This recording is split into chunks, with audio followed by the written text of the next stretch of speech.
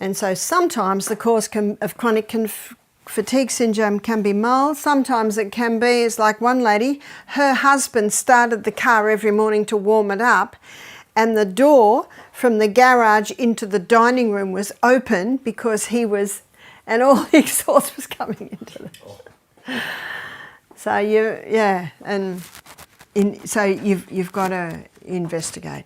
I don't know what it's like in Sweden, but you're not allowed to smoke in restaurants, bars, pubs. You're not even allowed to smoke in a car if there's children in the car. Good. Yeah, it is good, because one of the worst lungs I've met was from a lady who'd never smoked, but her father smoked all her life and her boyfriend smoked. And she was the one that had the bad lungs. That's your passive smoking. It's one of the worst. Now, can you see, students, why smokers start to have their limbs amputated? Because when they smoke, they're taking in a lot of carbon monoxide, and there's not enough oxygen to get to the extremities. And if those extremities lack oxygen, they start to die. Can it be healed? Yes, it can be healed. We looked at yesterday, I told you about the man with 2 tips, gangrene. They were going to chop it with a cane pepper. So cane pepper on the bottom of the feet. A type of exercise that they can do and get that oxygen in. In Australia, we have a product called GO2. And GO2 is a liquid, and they've put oxygen into the liquid. Now, usually there's about 8 parts per million oxygen in water. There's 150 million parts per million in there. And athletes are taking it, because when they take that, they get a boost of energy and they perform better. Just another illustration of what oxygen does to the body. The G is no meaning. Pardon? The G, what's that in the name? Do you know, I can't tell you. I can't tell you. We just know it as GO2. And you can see why the hyperbaric chamber is effective. Because Henry's law states that under pressure, more gas goes into a liquid, and that's basically the theory behind the hyperbaric chamber. Under pressure, oxygen is pressurized in, goes into the body, and we get some people coming out and they say, I just walked up the hill. I've never been able to just walk up the hill. I've done it once. And after all my 8 months travelling, I decided to do what I had never done before, and that was a 10-hour program as an attendee. So I did a hyperbaric chamber. I fell asleep within minutes, and I woke up and thought I'd been in there 1 minute, and I'd been in there 1 hour. Whoa, I slept incredibly deeply in the middle of the day. Soothes the nerves. Another way that oxygen can be prevented from going in is the way that we breathe. Many people today are high chest breathers, only breathing up here. And when they only breathe out there, the bottom part of their lungs is actually almost not in use. So what would cause someone to be a high chest breather? Slouching. Ellen White states that our abdominal muscles were designed to aid in the breathing process. So that's a sentence I often use. I often quote Ellen White, but I actually don't say it is, you know, when I'm speaking to people that don't know of Ellen White. But she says it so beautifully and so well. So our abdominal muscles were designed to aid in the breathing process. So how can we access our abdominal muscles to aid in the breathing process? The back must be straight. And so then we come back to the abdomen, and then we come back to what we talked about yesterday, strengthening your abs, strengthening your abdominal muscles. So your Pilates type exercises, they're core strengthening. Yes, because you weren't sure what I meant by core. Core is basically, you know, you've got your apple core, and then you've got our core, which is right in here. Our core muscles are very, very important. One massage therapist said to me, I can tell the strength of the whole body by the strength of the core. And you know, when you lift, you keep that back straight, you bend your legs because you're going to lift with your thighs and engage the core. So if I can't see a young man around to help me get my bag, I think I'm going to have to engage the core. I engage the core and take all the weight there. Did you ever wonder why God made this the biggest muscle mass in the body? Why he made that the longest bone in the body? It's so that we lift with our lift with our thighs. There are many a sore back because of this hunching. So keep that back straight. When I was in the Bronx, there was a Jamaican man. He was about 70 and he was weeding. And you wonder, are there any weeds in the Bronx? Well, there was a little gap between the cement and the telegraph pole. And I watched him, and he had his back perfectly straight, bending right down, no bend at all in that back. That's the way to bend. I'm able to do much more than I could. Why? Because I do it a little bit more every day. Keep that back perfectly straight. And then when I was in Kenya, Africa, I saw quite a large lady, and you know their brooms are only that long, they're like strawish. And she was sweeping, like this, and her back was perfectly straight. So practice helps to get that back perfectly straight and a strong core. So make sure every day you do something to strengthen those core muscles. And when you strengthen the core muscles, it will pull your spine into a more upright condition. Do you remember the quote I gave you from Counsel on Diet and Food? I think it's page 29, where Ellen White explains or describes the elements of a healthy body. The erect spine.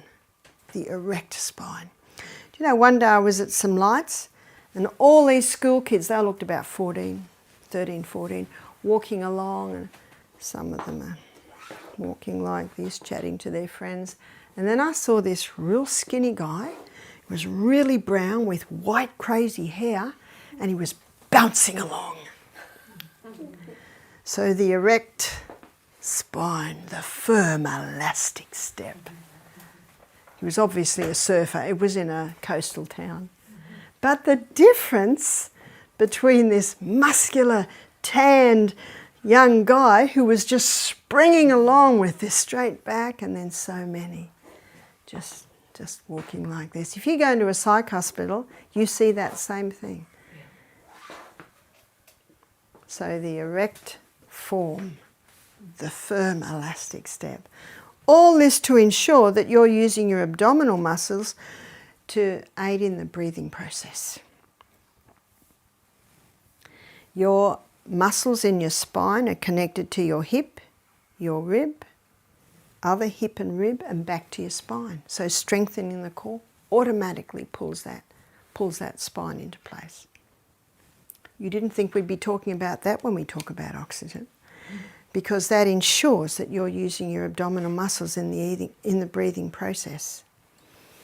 So be very careful not to have tight pants, tight skirt, tight belts on, because that also inhibits your abdominal muscles in the breathing process. Are you familiar with Andre Bocelli? He's a blind Italian opera singer, the most amazing voice. So I've never seen him, but I saw a DVD of a concert of his one day, and this is how he stands. He's standing like this the whole time. He doesn't move much, I guess he's blind, but he'll hold a note, and when you think he can't go any further, he'll go up to a higher note and go longer. Now, yes, that is training, but he's used this. Same thing when you speak. Now, remember this when you give lectures. If you speak here, if you speak like this, I'm speaking from my throat and my high chest, and it's not really easy to listen to me, is it? No. But if I speak from down here, if I speak from my abdominal muscles, I can talk all day. with no strain. And you listen to newsreaders, especially women, men have naturally low voices, but you listen to the female journalist and she will be speaking low. She will be speaking from here. So be very mindful of abdominal muscles for your spine health, for your abdominal breathing, and also remember what that will do is that will get more oxygen into your lungs.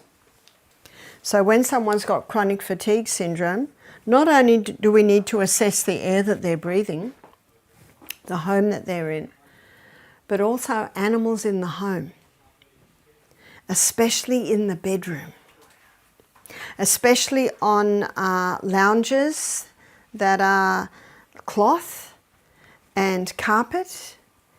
And I have had some people with chronic fatigue syndrome because of so many animals in the home. And one lady, animals in the bedroom. And I said, can we start with getting the animals out of the bedroom and maybe just in areas where there's wooden or tiled floor, because they don't give out pure air, and it's usually dogs or cats, and they're meat-eating animals, so the breath that they're giving out is not a good breath at all. Now I have 2 friends who have vegetarian dogs. They've only ever given them vegetables, and they mix flour, water and a bit of oil together to make long sausage type things and put it in the oven, a really low oven, for 2 hours, and that's their bones. And you know, they don't have bad air coming out. Does that mean if we have vegetarian dogs and cats, can we have them in the house? No, it is still not, you know, there's the dropping of the hair, there's what they're giving out. So that's what you're looking at, is the air that people are breathing. So often we have to check the house. We've got a series at our retreat and it's called Is Your House Killing You? And I think there are about 5 DVDs. And SBS Television is one of the television stations in Australia. They did it for a series several years ago. And we show it to our guests, and wow, that's a real eye-opener of what's happening in your house. The state of the carpet. One family, they had twin boys, and one twin was rushed to hospital 3 times a week with severe asthma.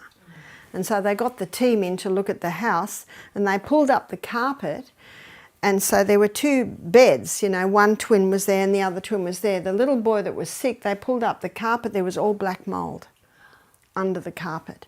So you see, when the carpet's down, you couldn't see it. And because it was cold, they had the window shut. So what caused his asthma is the breathing in of the mould. So there are many areas you can see that you can go, because this is the most vital element needed for life.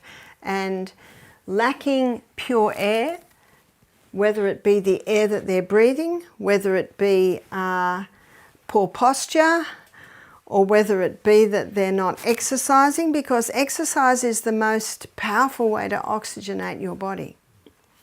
Do you remember I gave you that piece of information the other day, which is an excellent piece of information when you lecture on this?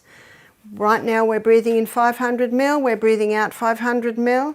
When you get to the top of the hill and you're breathing in very, very deeply, you're breathing in 3,600 mil of air, and you're breathing out 3,600 mil of waste. So that's a very important piece of information, which shows the importance of daily exercise. And helping people with chronic fatigue syndrome, start small. Little by little by little, work the body up to it. There's one other area, and we'll be covering this in a little bit more detail when we go on our journey through the gut, and that is poor digestion. So particularly when I talk about poor digestion, I'm talking about the stomach. And as you'll see as we go through the journey into the gut, you've got a whole lot of things happening in your gut. It's about 8 meters long. So there's lots of things happening. So when the stomach is not working well, and the stomach is where our protein mostly is broken down, and one of the reasons that the stomach may not be working well, so this is where you investigate. It could be the person's eating all day. It could be the person's drinking with their meals. It could be the person's having breakfast like a pauper, lunch like a pauper, and tea's the king and the queen together. So you investigate all of those things, and all of those things, and stress at the meal table, stress when they're eating. How many people grab something to eat and run out the door? There. That interferes with digestion. When we're stressed, the brain sends a message to the stomach and the stomach stops making hydrochloric acid. Have you noticed when you get some bad news in the middle of the meal, you can't really finish your meal?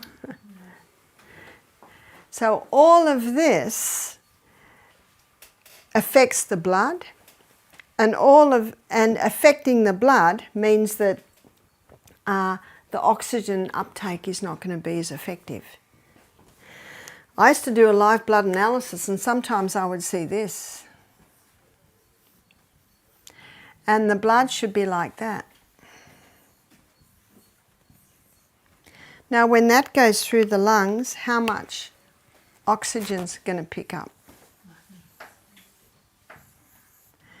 When this goes through the lungs, how much oxygen is that going to pick up? Can you see the surface area that's been lost? And dehydration can cause this, but also poor digestion can cause it. And the way poor digestion can cause it is that you're getting a lack of peak nutrients, or the nutrients you should be getting into your blood, but you're also getting substances going into your blood that has an effect can cause this. So if ever I saw that, I would say to the guest, I'm very sorry, but I'm unable to read your blood at the moment. Mind you, I would always investigate because it's very easy to spoil a slide. So if I saw that on the first slide, I would take another slide. And then I would take another slide. And once, 5 blood slides later, it still looked like this. So then I say to the lady, and this happened 9 o'clock in the morning, I said, have you had any water to drink today? She said, no. I said, what have you had today? She said, a banana and a cup of tea. So a cup of tea contains tannin and caffeine, and if sugar goes in, that's 3 dehydrating agents. And when we wake up in the morning, that's the most dehydrated time that our body will be in the whole day. And I don't know about Sweden, but in Australia, people usually wake up and the first thing they have is a cup of coffee or a cup of tea. But that dehydrates even more. And as you'll see when I speak about water, dehydration can manifest itself in so many different ways, in so many different people. What about a banana? Doesn't that have moisture? Well, it does, but your stomach needs water to make digestive enzymes to even break down that banana. So she was dehydrated when she woke up, and her cup of tea and banana, and she happily told me because she thought it was a pretty good breakfast. At least it wasn't a Coca-Cola and a chocolate bar. You see that? And remember, you never judge. So when she told me, I just said, ah. Can't say right, because it wasn't really right. Can't say that's terrible, because I'm not the judge. And you will lose people. So I just said, ah. I said, did you know? And then I explained to her what I just explained to you. She said, really? I said, yeah. I said, the first thing we should all do when we wake up, it should be by our bed, is water. But the best way to get it in is little by little. This is what I do. I have half a glass of water and a little bit of the Celtic salt. I go to the bathroom, have another half glass of water, pray, have another half glass of water. When I'm up to my second glass, have a little bit more salt. Get dressed, have another half glass of water, do my Bible reading. So usually I can have 3 glasses of water before I go for my morning walk. And then when I get back, another glass. So I usually wake at 5, walk at 6, eat at 7. So I'm easily able to get a lot of water in. And I don't want to be getting up at night, so I have most of my water before my breakfast and before my lunch, and then maybe a couple of glasses in the afternoon. Just plan it. If you wait till you're dehydrated, your body's in a crisis. You've just got to do it. You've just got to do it. And so, I saw this lady a few days later. She said, I'm drinking my water. She said, all I can see in my mind is my clumped blood. But you can give this story. You can even say, Barbara gives the story of when, you see, you can certainly do that, because that tells a lot. Because they can see for themselves, oh dear, we've lost all that surface area. So a person can suffer from chronic fatigue syndrome because they're dehydrated. And we had a pathologist do our program. He said, we've done studies on coffee. He said, you need 5 glasses of water to make up for the dehydrating agents in 1 cup of coffee. Now that piece of information alone tells you that most people today are dehydrated. And you might have heard of the book, One of the Body's Many Cries for Water by Dr. Batman Geheldich, Dr. B. The other title to his book is He's Not Sick, He's Thirsty. And the other title is Don't Treat Thirst with Medications. Fascinating book. And it's a good book for medical missionaries to read. It'll really expand your presentation on water. He goes very deep. And I touched on a few of the places he goes when we look at water. Yes? What's the name of the book? You read it? One of the Body's Many Cries for Water. So one of the body's many cries for water can be chronic fatigue syndrome. Not your body's many cries. One of the body's, might be, many cries for water. Body's many cries for water. We'll find it. But Yeah, yeah. So you think it's your, body's many cries. or it could be yours? Yeah, try yours.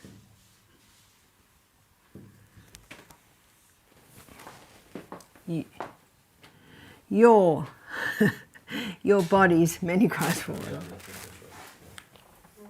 Could be that. Chronic fatigue syndrome is an effort of nature to free the system from conditions that arise because of a violation of the laws of health. But as I've shown you today, you can go big on showing air, the importance of pure air. So where's the devil going to strike? Pure air. How will he do that? He'll just get everyone to wear masks. Because what are people breathing in when they breathe in their masks? Their body's waste. I read a report by a lung surgeon, and he said, we believe that we're going to have a lot of lung problems soon because people are not breathing in pure air. the Yes? chronic fatigue syndrome will be coming as well. That's right, absolutely. There's going to be a lot more people. In fact, the people with wearing masks, at the end of the day, they've got it. They can't do anything. So isn't it interesting? Where has the devil attacked? Pure What air. are you suggesting then for people who have to wear the mask? Well, when I come back in, my husband doesn't want me to say this on camera anymore because I was certainly attacked severely because this lady from Ireland, I freely talked to her. And I told her about my mask that's full of holes. And it's got diamantes on it. So you actually can't see that it's full of holes. But they say that they